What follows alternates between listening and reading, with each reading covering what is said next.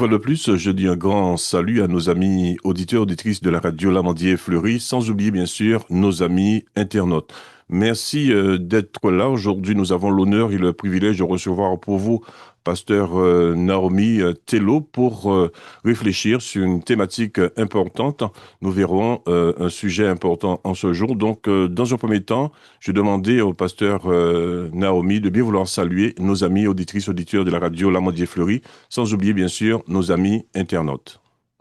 Oui, merci, Pasteur Jules. Écoutez, bonsoir, bonsoir, bonjour. Tout au plus, en fonction de l'endroit où vous m'écoutez dans le monde, je suis ravie d'être à ce micro aujourd'hui pour pouvoir partager et échanger avec le Pasteur Jules et d'un sujet qui me tient à cœur, effectivement. Je remercie le Pasteur Mann qui a été quand même le trait d'union entre Pasteur Jules et moi, et je le salue chaleureusement. J'ai une pensée également pour mes pasteurs David et Jocelyne Goma et une pensée particulière d'ailleurs pour chaque personne qui m'écoute. Merci. Merci d'avoir accepté notre invitation. Nous savons que votre thème de prédilection consiste justement à proposer des solutions pour se relever après un effondrement émotionnel. D'où ma question, qu'est-ce qui vous a stimulé à travailler sur une telle thématique? La thématique me tient à cœur parce que j'ai moi-même expérimenté l'effondrement. Et je crois que nous pouvons être une source de bénédiction après avoir nous-mêmes traversé des moments durs. Lorsque nous sommes affermis, lorsque nous sommes revenus de notre épreuve, nous pouvons aussi affermir d'autres personnes. Et c'est dans cette idée que je m'exprime et que je partage volontiers sur ce sujet qui est un sujet qui malheureusement touche de plus en plus de personnes, des personnes plus ou moins jeunes, mais aussi des hommes, des femmes. Enfin, vraiment, l'effondrement émotionnel ne choisit pas de genre. L'effondrement émotionnel touche tout type de public. Et il est important d'avoir des éléments, effectivement, pour pouvoir avancer et avoir une vie épanouie, Mm, malgré tout. mm. Vous aimez beaucoup employer le mot relever. Pour vous, qu'est-ce que cela implique de manière concrète? Je parle de relèvement et j'emploie effectivement beaucoup le verbe se relever, puisque l'effondrement émotionnel peut amener une chute, un arrêt. Mm, Et lorsqu'on est au sol, lorsqu'on est dans la poussière, comme j'aime à dire, il faut prendre aussi son courage, prendre peut-être une main tendue et pour se relever, de se remettre sur ses pieds, de se remettre en mouvement. mm, Voilà pourquoi je parle de relever. Et c'est une action qui induit le fait qu'il y ait eu un temps d'arrêt, oui, mais il est possible de reprendre la course et d'avancer. mm. Parmi les différentes étapes que vous proposiez, laquelle vous semble la plus essentielle pour commencer à se reconstruire et pourquoi? Celle que je pense essentielle, c'est vraiment l'étape où on accepte de regarder la situation bien en face. C'est l'étape où on arrête de faire l'autruche, hein, si je peux me permettre d'employer l'expression, et de regarder ce qui nous arrive pour pouvoir mieux la traiter. Parce que c'est très difficile de traiter d'une situation lorsqu'on a les yeux fermés sur celle-ci. Et pourtant, lorsqu'on accepte de la regarder, on peut aussi mieux appréhender, la circonscrire, réaliser qu'elle n'est pas si énorme que ça, de pouvoir prendre de la distance, et ce qui nous donne aussi beaucoup plus de force et avoir un discernement beaucoup plus aiguisé et un regard beaucoup plus affûté pour aller de l'avant et poursuivre. Parce que l'étape de l'épreuve, à un temps donné, il y a un soir, un matin. Donc il y a forcément un début et une fin aussi à l'épreuve Mm, et à cette situation difficile. mm. Est-ce que votre foi vous a aidé à travailler une telle thématique? Absolument, Mm, absolument. Parce que j'aime dire que tout le message de l'Évangile, c'est un message de restauration. C'est un message de relèvement. Pour tout chrétien, la venue du Christ, de notre Seigneur Jésus, est vraiment pour nous une main tendue qui nous enlève, qui nous fait passer des ténèbres à l'admirable lumière. Donc c'est une forme aussi de relèvement, de restauration, de traversée. Et donc oui, cette foi que j'ai et que je défends et que je valorise et que je mets en avant, vraiment sans en avoir honte, est une source inépuisable pour moi et a été un moteur vraiment très très puissant aussi pour ce que j'ai traversé et pour le relèvement que je connais aujourd'hui. Oui. mhm. A priori, vous êtes né dans une famille chrétienne. Est-ce que cela a été pour vous une plus-value? Oui, je suis née dans une famille chrétienne et ça a été pour moi une plus-value parce que l'enseignement de la parole de Dieu dès le jeune âge a un fruit qui se manifeste tôt ou tard parce que la parole de Dieu poursuit toujours ce pourquoi elle a été envoyée. En fait, la parole de Dieu a un travail pour elle-même. Elle se suffit elle-même d'ailleurs pour transformer les vies. Et c'est une base tellement solide euh, pour, euh, pour moi, mais pour tous ceux qui peuvent l'appréhender et la connaître. Donc oui, c'est un grand, grand bénéfice et je remercie mes parents, le pasteur Tello et ma très chère maman Martha, de m'avoir et de nous avoir, toute la fratrie, élevés dans la foi chrétienne, nous avoir donné des valeurs qui nous ont vraiment conduits et aidés à cheminer, à grandir et à faire de nous des femmes que nous sommes aujourd'hui, parce que je n'ai que des sœurs. Mm. Nous savons que cette nouvelle génération, notamment la jeunesse, traverse des moments parfois extrêmement difficiles. Est-ce que vous avez un conseil pratique pour cette nouvelle génération, vous qui êtes jeune? Le conseil que je pourrais donner en tant que pasteur assistant d'ailleurs au Centre du Réveil chrétien aujourd'hui, c'est que nous avons tout intérêt à nous attacher à la parole de Dieu qui est un socle indéniable et un trésor puissant pour nous donner des clés et des réponses face aux situations. Alors en disant cela, je ne dis pas que nous n'allons pas traverser des épreuves, mais je dis que nous avons le moyen de nous en sortir. Et ça, c'est très précieux dans une société qui nous empêche parfois de voir l'avenir ou qui nous enferme dans des statu quo, hein, très clairement.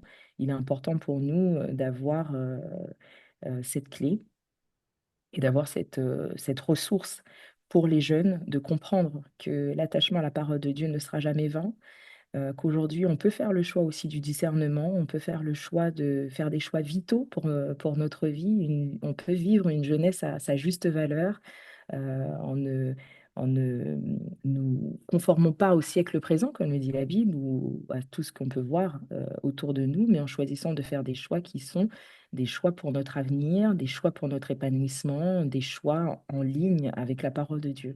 Il est vraiment une question de choix dans cette génération là où on est conduit à être mené, j'ai envie de dire, par tout ce qui est émotion, tout ce qui est sensation, une jeunesse qui est très vite sollicitée dans une course de vitesse, alors que le temps est devant elle, mais elle oublie que le temps est devant elle et elle fait des choix qui peuvent être préjudiciables. Donc vraiment, je ne peux qu'encourager chaque jeune ou moins jeune d'ailleurs, toute personne, à avoir une lecture qui soit avec la parole de Dieu pour faire des choix importants.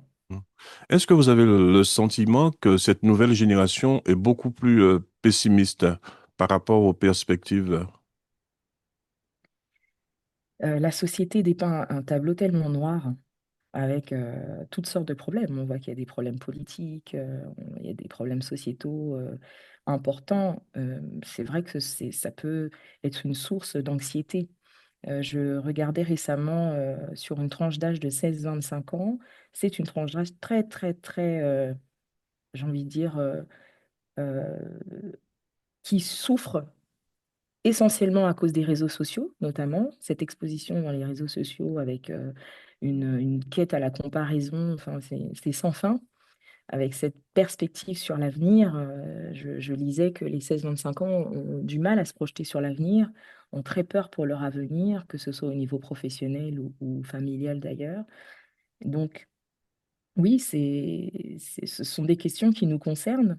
Et c'est pour ça que ces thèmes sont importants et doivent être partagés parce que il y a besoin de pouvoir remettre des mots sur ces thèmes afin que les personnes puissent euh, voir avoir une autre lecture en fait de ce qui se passe et avoir des éléments pour avancer. Oui.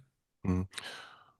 D'où cette dernière question avant la conclusion. Quel conseil concret donneriez-vous à une personne qui traverse actuellement un effondrement émotionnel pour se relever?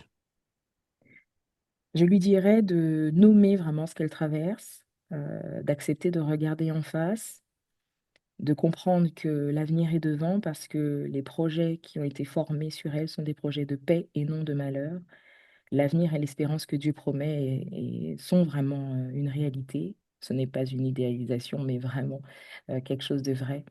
Donc, il faut accepter de voir la situation, de pouvoir l'appréhender, de réaliser que la souffrance n'est pas une identité. Cette émotion qui peut aussi les traverser ne sont pas des identités ou une identité en tant que telle, mais qu'ils ont la possibilité de reprendre le mouvement de la vie est un trésor que Dieu leur a donné. Donc, il est important qu'ils puissent chérir cette vie, la conserver, la garder avec préciosité et trouver aussi le moyen, par la grâce de Dieu, pour ceux qui ont la foi, et je ne peux que les encourager à aller venir trouver dans la parole de Dieu cet appui, cette source inépuisable, je le disais, de restauration très très puissante, car cette source est disponible et c'est à leur avantage de pouvoir y boire sans compter. Mm. Mm. Est-ce que vous avez un texte biblique qui vous a beaucoup encouragé et qui vous a aidé à vous relever? Oh, j'en ai plusieurs, j'en ai plusieurs. Euh, Il y a Ézéchiel 16, il y a un passage que j'aime beaucoup, lorsque l'Éternel, à travers du prophète, dans cette très belle, je dirais, comparaison du peuple d'Israël avec cette femme à qui on dit vis dans ton sang, et qu'elle a été parie et restaurée et prise en charge. C'est un texte qui m'a beaucoup touchée. Mais également Ésaïe 60, bien évidemment, lève-toi, sois éclairé, car ta lumière arrive. C'est un message qui m'a beaucoup porté. J'ai pas mal de passages comme ça dans lesquels je sentais vraiment l'appui de Dieu. Quand cesseras-tu de pleurer? Donc c'est le verset avec le prophète Samuel lorsqu'il pleurait sur Saül. Et le Seigneur dit, je l'ai rejeté et je me suis choisi un nouveau roi. C'est des choses comme ça qui m'ont vraiment inspiré, qui ont séché mes larmes, hein, très clairement. La Bible regorge de trésors et de passages tellement forts, je pourrais prendre tellement de temps à en citer. Là, je vous ai cité ceux qui me sont venus à cœur spontanément. Et le dernier que je pourrais effectivement partager, c'est bien sûr Jérémie 29, verset 11. Car je connais les projets que j'ai formés sur vous, des projets de paix et non de malheur, afin de vous donner un avenir et de l'espérance. Et c'est ce que je vis aujourd'hui. Une fois de plus, un grand merci à vous, pasteur Naomi Tello. Je rappelle que vous travaillez énormément sur cette thématique. Oui, il faut se relever, mais 10 étapes pour vous remettre d'aplomb après un effondrement émotionnel.